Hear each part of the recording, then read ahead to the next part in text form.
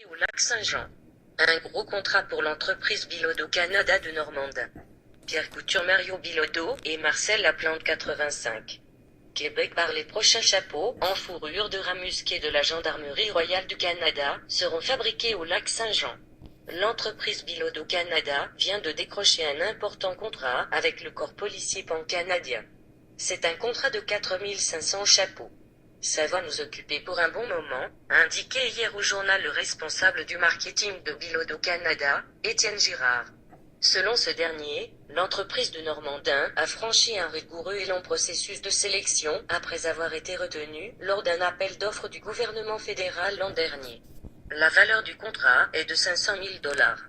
Les 4500 chapeaux seront livrés à la Gendarmerie royale du Canada, GRC, avec option de 1500 supplémentaires, au cours des 40 prochaines semaines, jusqu'en février 2019. Déjà, 3 livraisons de 120 chapeaux ont été complétées. Plus de 10 000 rats musqués Bilodeau Canada, qui emploie actuellement plus de 85 personnes, prévoit l'embauche d'une dizaine de nouveaux travailleurs dans ces installations du lac Saint-Jean, pour répondre à temps à la commande de la GRC. Les chapeaux de la GRC ont la particularité d'être fabriqués à partir de fourrure de rat musqué. Pour cette commande bien précise, Bilodeau Canada dit avoir acheté plus de 10 000 pots de rat musqué en provenance du nombre d'employés, Québec et d'autres provinces canadiennes. Ce sont des fourrures sauvages achetées à des trappeurs.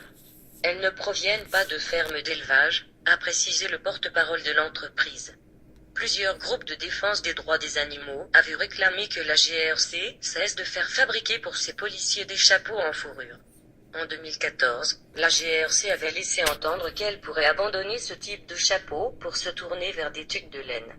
Or, plusieurs groupes pro-fourrure, dont l'Institut de la fourrure du Canada, IFC, ont par la suite avoué être intervenus pour faire changer d'idée le corps policier et le gouvernement fédéral.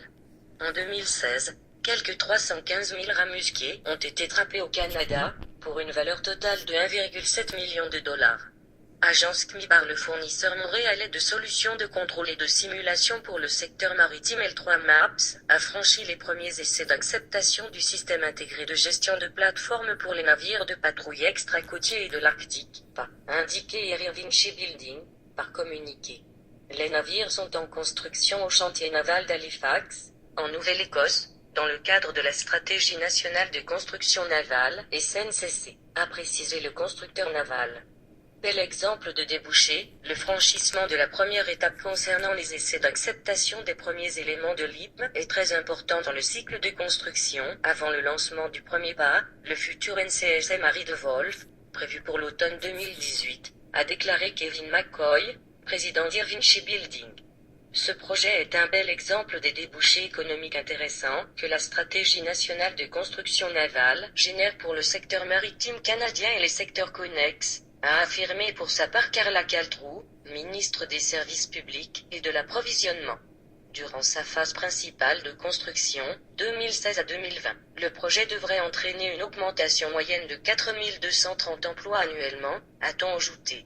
Le chantier naval d'Halifax a engagé des dépenses de l'ordre de 2 milliards de dollars au Canada, dont 270 millions de dollars au Québec.